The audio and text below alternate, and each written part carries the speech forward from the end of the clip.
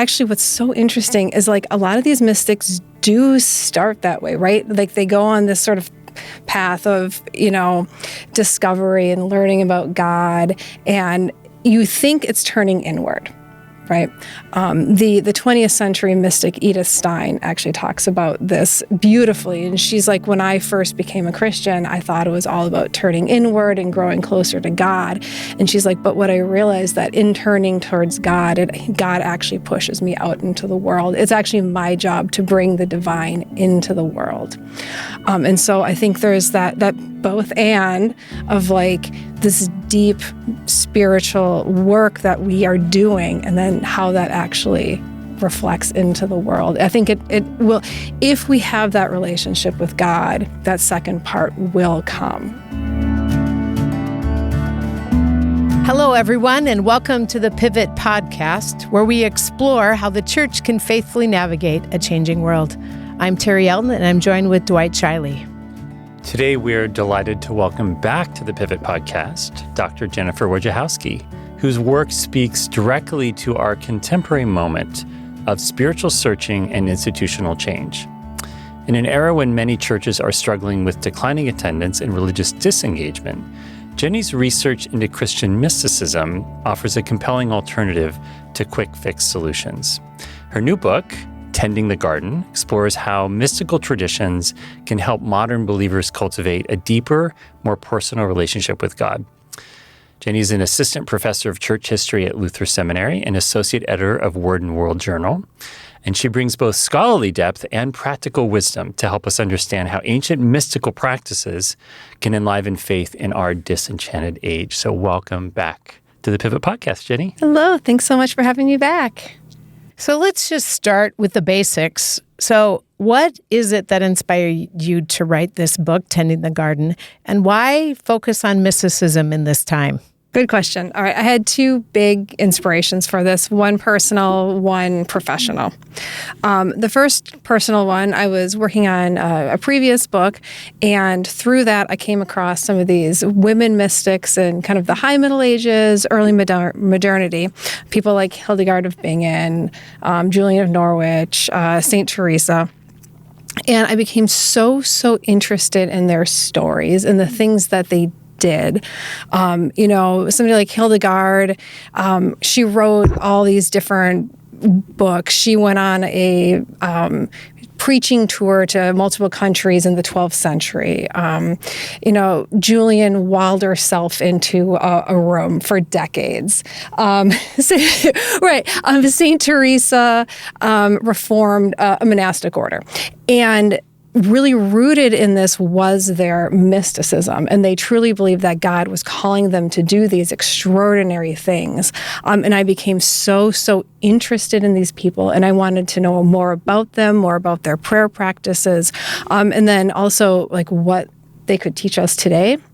And then the second reason really comes out of my teaching. As I became more interested in them and I'd bring them into the classroom, students wanted to learn more, and I couldn't find just a good basic introduction to the mystics textbook. We would have something that, there's like Bernard McGinn's like giant multi-volume text, this wasn't like a here you go, or it'd be so watered down, you'd hardly get any theology. So I really wanted to write something that was an introduction to both the history and the theology that dealt with those things seriously, but also was really accessible to just regular Christians. So your book aims to demystify the mystics. So what are some common misconceptions about Christian mysticism that you address in the book? Okay, first of all, there's a question of like, what is it? Right. If you Google it, you'll get anything from like occult practices to like a WNBA team, to prayer. It's all over the place. So first is just like laying down a definition of like, this is kind of like historically rooted Christian mysticism. And then kind of once we get past that, there's all sorts of sort of like insider language, terms that just modern Americans don't really know anymore. Things like spiritual progress or purgation, illumination, union, raptures, ecstasies, right? All these terms that we don't really use anymore. And then, on the academic side, you get some pretty in-depth theological discussions too. And I wanted to take some of that and again, just make it more accessible. So how does mysticism relate to our current context, especially when we think about the religiously disaffiliated? And some have even said that we've actually displaced enchantment to other places, right? Maybe not to divine or to God, but to other things. Say more about our current context and how this might help us think about it. Yeah, I think that's a really interesting question, kind of the disenchantment or the displacement. I think probably both are going on. I do think we are living in a disenchanted age to a degree. And I think there is a real feeling of collective loss around that for a lot of people. And I think a lot of people are searching. On the one hand, it's not all bad, right? Like we aren't burning witches anymore, because of the Enlightenment. And I mean, that's a gross oversimplification, but there's some truth there. Like, there are some good things, but, somebody like Charles Taylor, he talks about, the spirit-drenched world. Like that isn't really the world we live in anymore. In the West, at least, yes. In the West. Elsewhere it is, but right. Here in America, like it's just not. People are finding meaning in places that isn't God, right? It isn't churches. It isn't places of worship. And that, I think, is really hurting the fabric of our society. Anyway, but what does mysticism have to offer to this? I think that it really helps us reorientate towards God. I think it at its core, it places relationship both with God and with others, right? So mysticism isn't about, doctrines. It's not about dogmas. That can be part of it, but it's really, really about relationship with a God that wants a relationship with you, and that can change your life, that really cares. And I think that's appealing to people. So you called the book Tending the Garden. So what does that mean in relation to mystical spirituality? Why the garden metaphor? Yes. The phrase actually comes out of St. Teresa of Avila's autobiography. It's a reference to like three different things, but that phrase is taken out of it.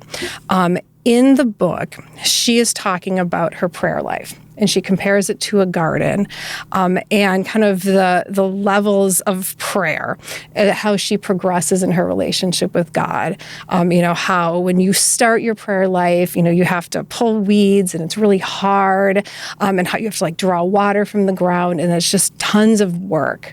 And kind of as you progress in your prayer life, it gets easier and easier until in the end, God is raining down water on you. And so that's where the phrase comes from. I start my introduction with that, and then I end my conclusion with another reference to a garden from a different Carmelite nun, Saint Thérèse of Lisieux, French nun, who refers to Jesus's garden as being filled with different souls, and she compares them to flowers, and how all these souls are like different flowers, and all together they're really beautiful. And then also St. Augustine had his conversion in the garden. So there's just a lot of different references on this. Yeah, that's really interesting. We talk a lot in this podcast about the shift from membership to discipleship. Mm-hmm. And part of a lot of what we talk about is the spiritual practices of discipleship. It's not a one and done. Right. And so part of what I like about that garden is it's attending over a lifetime, right? It's a rich thing to think of a life of faith. Right. It's not just like, oh, yep, like I've been saved, or like there's my garden, I never have to touch it again. No, it's all about kind of a cooperation between, the believer and God throughout your life. So as you think about the practices, the mystical practices that are about this tending, how might those help people today that have some of these spiritual hungers, but maybe are turned off by church or religion, or maybe even have had bad experiences but are spiritual, mm-hmm. right? How might that resonate with some folks today, maybe in a new way? Yeah, I think it really can. There's a number of different kind of historical spiritual practices, which I can talk about. But I think just the idea of prayer as relationship building instead of something like transactional, like God, I want this, or God, I think that's just a really healthy way and a different way, I think, for a lot of people to think about prayer. It definitely shaped my understanding of prayer. And then kind of through the book, I talk about a few different spiritual practices, the big ones being like the Jesus prayer, which comes out of the ancient desert tradition, Lectio Divina, which kind of has roots there, but really comes in the Middle Ages, and then like the Ignatian Examen coming out of early modernity. And all three of these practices are so much about encountering God. And building that relationship. And I do these practices with my students when they take my mysticism class. And I hate to say that's usually what they identify as the most meaningful, not my lectures. But it really, they connect with these practices, even though they're, 1,500 years old, Part of what I like about what you're describing is I'm an and person, in case that has not been clarified. Yes. Listeners probably even know that. But the sense of the divine is around us. The Spirit of God is among us always, right? And I think our ability to bifurcate our lives has to be kind of broken down. And what I love about some of these practices is it lifts up the Spirit joining us, accessible in all ways and all things. A relationship with God is always, I can talk to God in the car. I can do that in the middle of a meeting. I can do it with my kids, whatever, right? And that acknowledging the God's present or the Spirit's movement is kind of a awakening, I think, that is available to us through this. Yeah, and that it's not just like a task or that it really is this place of encounter, It's like something like Lectio Divina. It's not about like, I've got to get this correct interpretation of Scripture. It's like, no. This is where you're encountering God in this moment.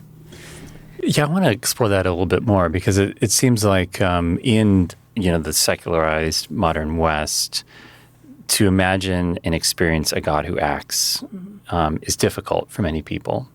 And if we think about the leadership side to this, it's very easy as a leader of a church to really think of your work as to maintain this institution and to get the tasks done. And rather than your job is to facilitate these encounters with the God who acts. Mm-hmm.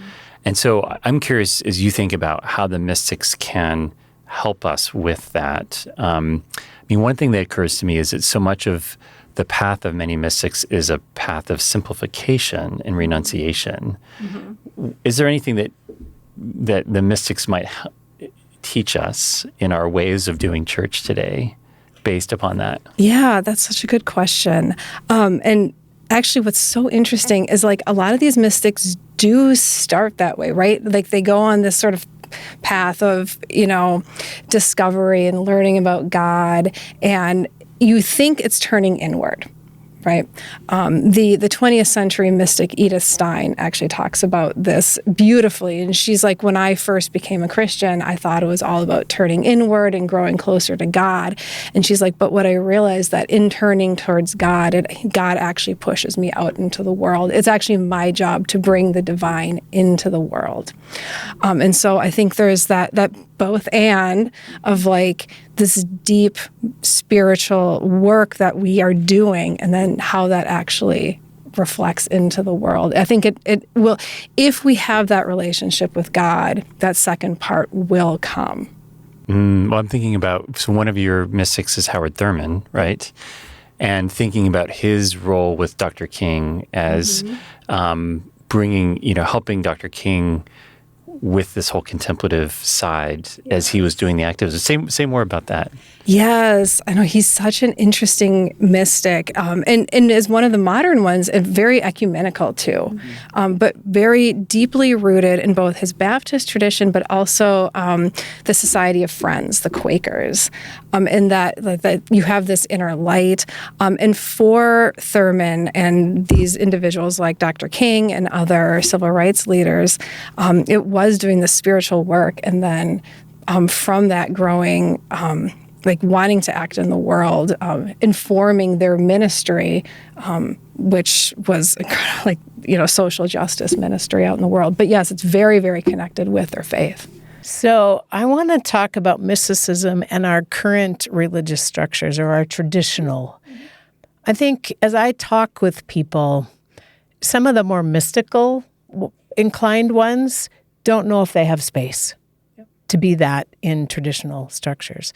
I think leaders in those that might even be like that aren't sure they can lead with that, right? So I think it's both the leadership and the participants, right, of a ministry. But how would you imagine they could work together? And what might be some of the things that we have to address if we're going to make room for it? That's such a good question. Because I'm a historian, let me go back. I expect you to give us a history lesson. It's an interesting relationship between the institutional church and mysticism. Sometimes tense, sometimes not. We have some really prominent mystics that were bishops, popes, monastics, that really fit within institutions. St. Augustine was a bishop. Gregory the Great was a pope. I talk about both of them. But then also, mystics tend to,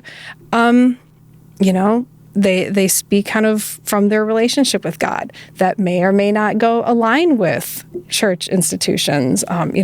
St. Teresa, my favorite, her autobiography she was forced to write it because they wanted to examine her theology and see if she was committing heresy, right? Like that's showing a real tension. And while they deemed it, orthodox, that's still, I can only imagine how stressful that was, right? Like it's showing tension. So how do you balance both, the wildness of mysticism with the institution? I do think it's really critical that institutional churches kind of embrace this side, embrace the fact that God isn't always going to act in the ways that we want God to act. It can be, again, wild and messy and doesn't really fit into a neat box. But as for the particulars of how do you deal with that? I will say that a lot of times mysticism does benefit from having some institutional oversight because it does give it some structure. It does keep people a little bit more within an orthodox framework, so you don't end up with something totally off the wall as well. So I think at its best, they work together. But I think we should probably accept that there might always be a little bit of a tension because they have slightly different goals in a sense, right? As a missiologist, I'm going to pull my discipline on you. Yeah, good. Jenny. One of the things we talk about is there's this times when the systems need to be disrupted, right? Yeah. From the margins, from blind spots, whatever, for a whole bunch of reasons. I wonder if there's, and that's the healthy tension, right? I wonder if some of this is the active side of God, the Spirit active among us, and what would it mean for the more traditional church structures to be more curious about, well, how do you see God active in this? Or asking those kinds of questions to enter into dialogue to at least provide space. Because I think without such an opening, we can close that off and miss what God is renewing even, or bringing life, right, out of, I like the garden, right, bringing life out of fallow ground, right, or to people that have felt marginalized. And could there be a different way of bringing their voices into the community? Absolutely. I think when we say this is the faith because that's the way it's been, oh, we're in trouble. We need to be listening to what is God saying to us in this moment? Where is God moving? And to not be like, God's going to be here. Right? Yeah. Like, okay, maybe we need to be open to see where that. You're right. I think I'm glad you brought up your discipline. I think it really works well together.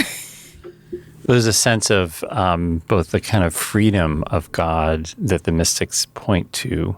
So I'm curious, again, many of the listeners and viewers of this podcast are church leaders, whether it be in a kind of inherited, established, time-honored institutional expression of church, or maybe something more out on the edges and emerging. And what would be some ways concretely that some of the kind of the insights and the value of the mystics could get woven into how we do life together as the church today?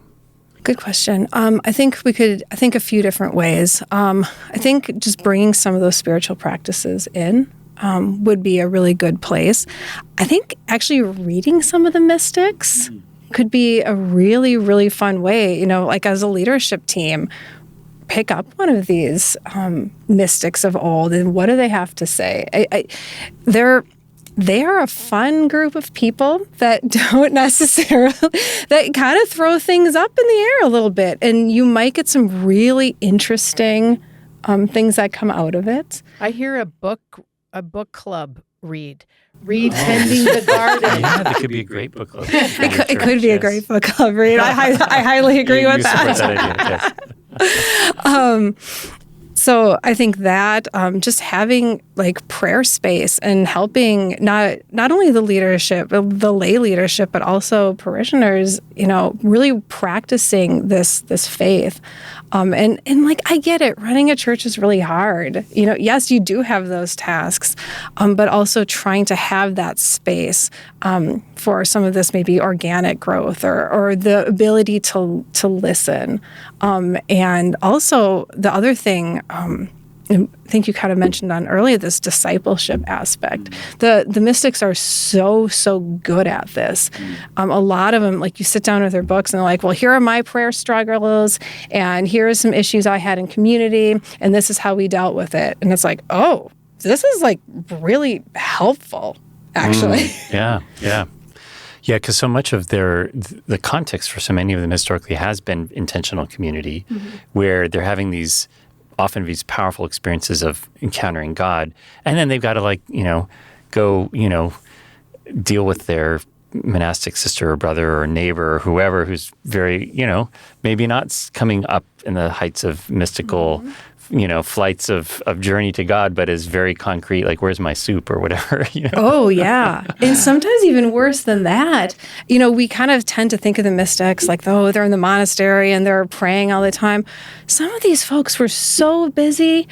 Somebody like Bernard of Clairvaux, he's an abbot, he's running his monastery, he's being pulled into like the latest giant ecclesiastical fights, and he's like involved in like heresy trials and anti-popes, and he actually writes, he's like, oh, there's no rest on this side of eternity.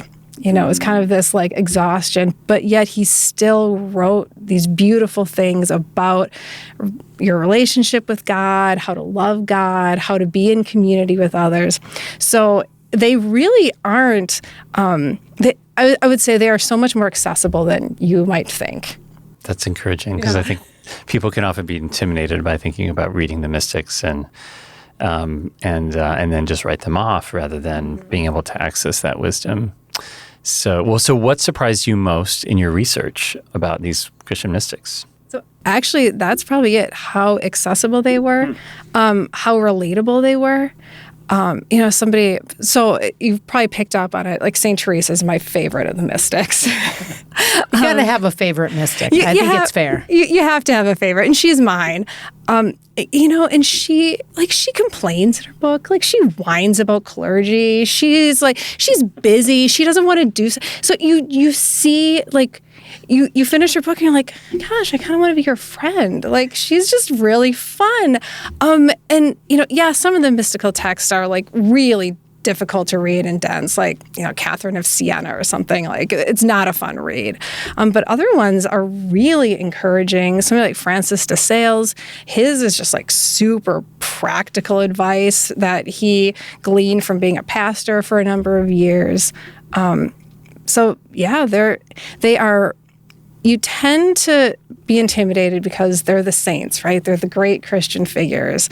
I can't possibly be as good as they are. And then you actually read their writing and it's just like, oh, they had a crazy life and they had all headaches and they had interpersonal conflicts and they had too much to do.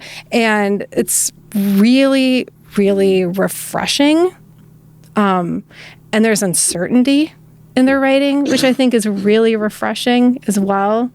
If Saint Teresa, who literally is the doctor of prayer, right? That's her designation. If she can struggle with prayer for 20 years and kind of be pulling out her hair in frustration, we can give ourselves some grace in our own prayer life, in our own life, if it's not going how we might hope it is. So I love that you're inviting us to be curious.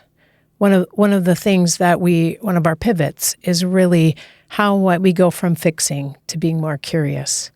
And I think one of the things that I'm leaving this podcast thinking about is I think we so live in our head, and a lot of our church leaders have been trained to be the expert, to be the theologian, to know the doctrine or make an argument for God in this case. And this is a really invitation to be curious about God's activity, the Spirit among us, and our own, what it means to be grounded in this relationship with the living God, no matter what else we have to do, right? Absolutely. Yeah, it's all about it's not about being the best. It's not about knowing everything. It is about having a relationship with God and knowing that this is God's action and God loves you, not because you deserve it, but because you're loved anyway. And God wants to be in relationship with you. Yeah, well, so I'm just thinking about, again, for churches that can claim these gifts and particularly the practices around a deep kind of sense of prayerfulness, contemplation, really a life focused on that relationship with the living God, how powerful that can be for people outside of the institutional church who are seeking. I mean, I remember when I was growing up, not a Christian yet, in California, and Zen Buddhism was always attractive because I could see this was a community that practiced meditation together in ways that were very intentional and, beginner's mind. You could start, wherever you were, and no matter how much of an expert you were still a beginner in that wonderful sense. And I looked at the church and it was kind of, I don't know quite what they're doing, but I don't necessarily see like a lot of spiritual practice in it, from the outside. But so I wonder, how some of these stories might inspire us to be people of deep prayer and relationship with God and the freedom that gives us as we're in relationship with neighbors who are, in today's world looking around for like, where can I find some hope or meaning or connection or purpose? Because, there's a lot of craziness going on. Handing somebody like a list of rules, like, okay, this is of course the opposite of what's, helpful. When I have students take my mysticism class, I was like, this kind of reminds me of the Eastern religions. I'm like, well, actually there's a history of deep prayer and meditation and contemplation in the Christian faith too. And so I think that's important to remember, especially in the American Christian context. I think a lot of that's been lost as, churches kind of have this nonprofit model and, Americans, we like to get stuff done. And, but in our current world where everything is so fast paced, and I think people are so looking for just that moment to breathe, I do think it's especially helpful to be like, no, this is part of our tradition as well. This just silence sitting with God. That's a great place to end, because I think you have opened up to us some understanding of Christian mysticism that maybe we didn't know or had a thin understanding of. And you've really helped, at least me, think about how this these practices and this curiosity could help us think differently about the challenges we're facing today. So thanks for being with us, Jenny. Thanks so much for having me. Well, and to our audience, thank you for joining us on this episode of Pivot. To help spread the word about Pivot, please like and subscribe if you're catching us on YouTube, or if you're listening, head to whatever podcast platform you're listening on and leave a review. It helps. And the best compliment you can give us is to share an episode of the Pivot podcast with a friend. So we invite you to do so with us. This is Terri Elton and Dwight Zscheile signing off for another week. See you next week.